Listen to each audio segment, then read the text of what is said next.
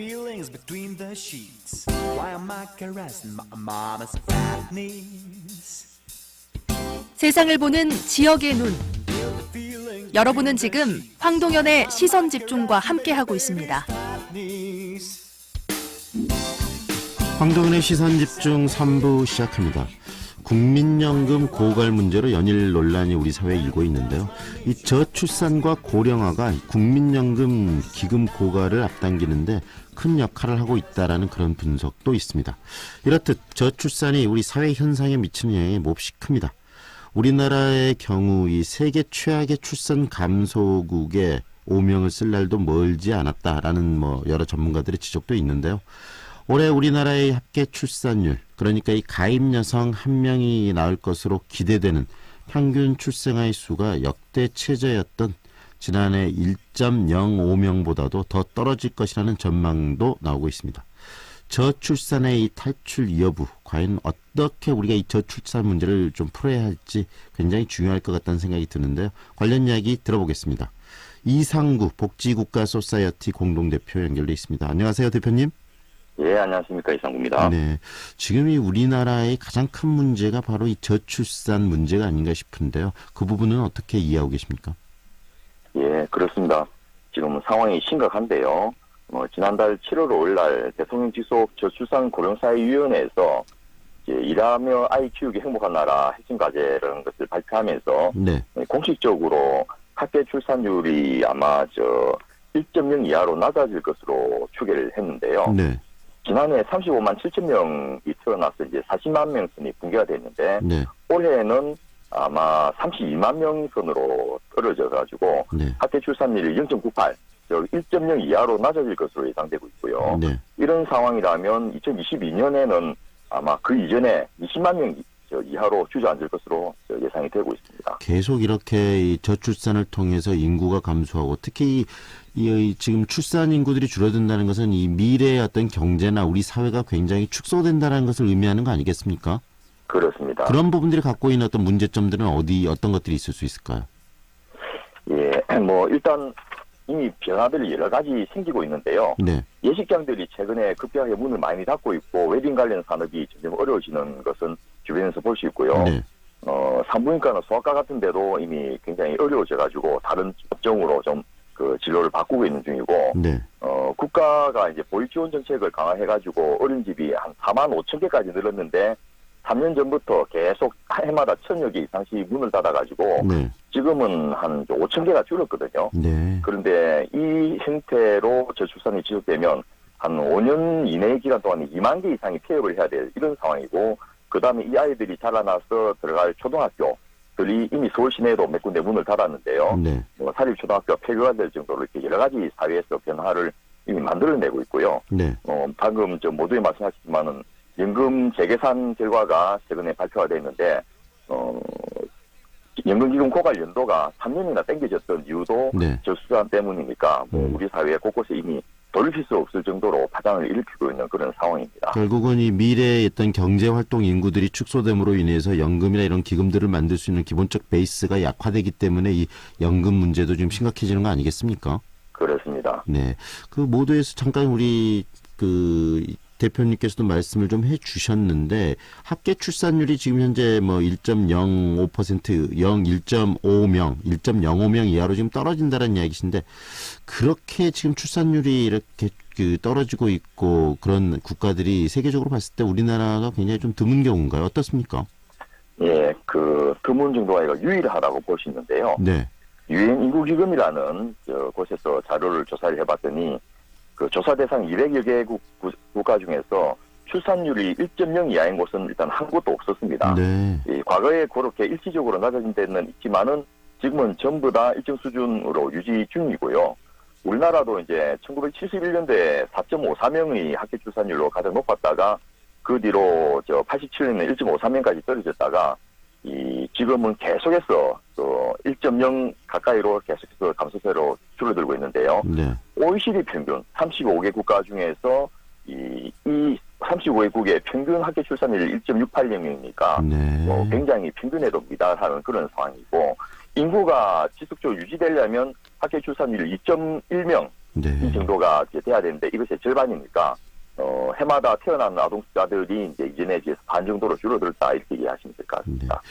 정말 중요한 부분이 출산율이라는 생각이 드는데요. 좀 전에 뭐 말씀도 해주셨다시피 우리 출산율이 계속 이렇게 하락하고 줄어들면서 우리 앞으로 이 경제나 사회 전체도 축소될 수 있다라는 거, 그런 우려들 때문에 출산율은 정말 높여야 될 부분인데 어떻습니까? 이 정부도 여러 가지 출산과 관련해서 정책도 펴고 그러는데 왜 이렇게 출산율이 올라가지 않을까요?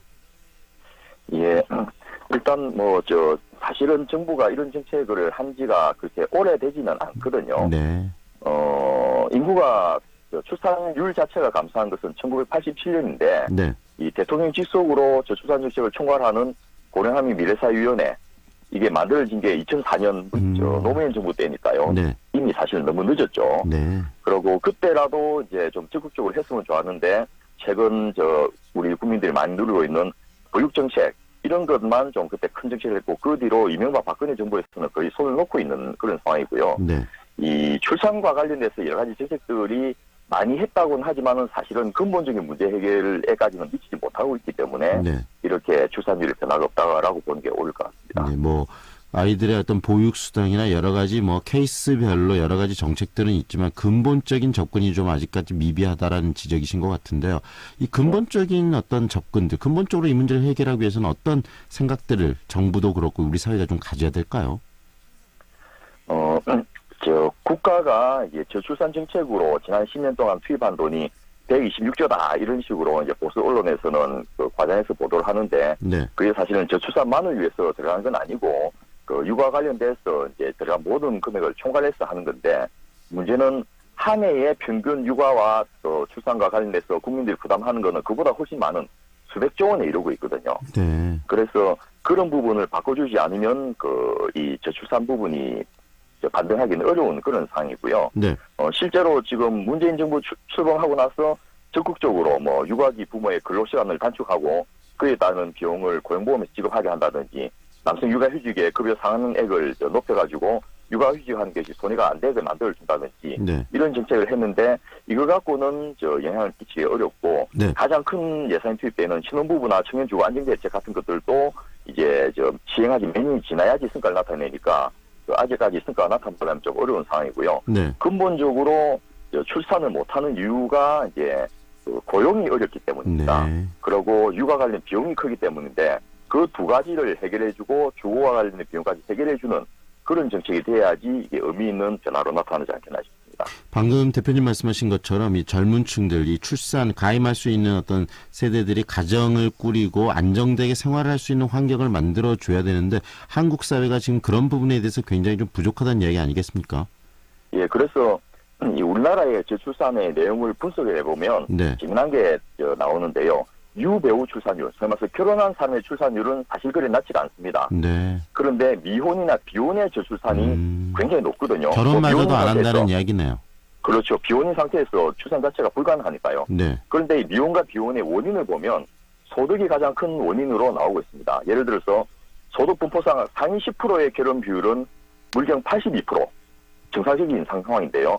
하위 10%의 청년들은 7%만 결혼합니다. 네. 소위 말해서 무전유죄, 유전무죄가 아니고 네. 무전, 무결혼, 무자식, 유전, 결혼 및 출산 이런 식으로 우리 사회가 바뀌고 있는 것이기 때문에 이런 문제에 대해서 근본적인 대책을 만들어줘야 된다는 거죠. 다시 말하면 이 출산율을 높이기 위해서는 이 제대로 된 일자리 정책까지 곁들여져야 되고 총체적으로 우리 사회의 어떤 이 구조적인 어떤 문제들에 대해서 해결책들을 좀 던져줘야 되는데 정부가 지금 그런 부분에 대해서 아직까지 적극적으로 그리고 좀 구체적인 안들을 못 내놓고 있기 때문에 이 출산율이 계속 떨어지는 거 아닌가 하는 생각이 우리 대표님 이야기를 들으면서 좀 들게 되는데요. 예, 실제로 스웨덴 같은 경우에도 1930년도에는 국가적인 저출산이 굉장히 심각했거든요. 네. 그런데 그때 이제 스웨덴 3인당이 집권하면서 경제학자이고 사회학자인 밀달이 이제 장기적으로 총리를 하면서 이 국가 시스템 자체를 복지국가로 바꿔버렸습니다. 네. 저희 말해서 보육, 교육, 의료, 주거, 노후 보장을 전부 국가가 책임제대로 했더니 지금 스웨덴은 더 이상 저출산 국가가 아닌지 오래됐거든요. 바로 그런 식으로 사회 시스템과 규제 시스템을 복지국가 시스템을 바꿔주는 것이 아마 우리나라에서 유일하게 가능한 저출산 대책이 되고 근본 대책이 될 겁니다. 스웨덴의 경우를 좀 참고할 필요가 있다는 이야기 있겠는데 일자리를 만들기 위해서 뭐 기업들에게 일자리를 늘려라고 요구할 것이 아니라 근본적으로 우리 사회 시스템을 좀 복지 시스템으로 행복하게 살 수 있고 애를 낳고 가족을 꾸리면서도 즐거울 수 있는 사회적 환경을 만들어내는 게 더 급선무겠네요. 예, 그런 것이 바로 이제 복지국가라는 시스템인데요. 문재인 대통령께서 소득주도 성장을 하겠다는 것도 사실은 그 안에 보편적 복지나 적극적 복지나 이 공정한 경제나 적극적 혁신적 경제 이게 네 가지를 포괄해가지고 사회 시스템 속에서 저절로 일자리가 생기고 또 아이를 낳고 키우는 것이 부담이 되지 않도록 만들어주는 네. 그런 시스템을 하겠다라는 발표이기 때문에 네. 저는 상당한 변화들이 앞으로 가능하지 않겠나 싶습니다. 네, 앞으로 그런 변화들을 좀 기대하면서 좀 행복한 나라 그리고 좀 아이들의 웃음소리가 들리는 그런 대한민국의 모습을 기대해 봅니다. 오늘 말씀 잘 들었습니다. 감사합니다. 이상구 복지국가 소사이어티 공동대표와 지금까지 함께했습니다.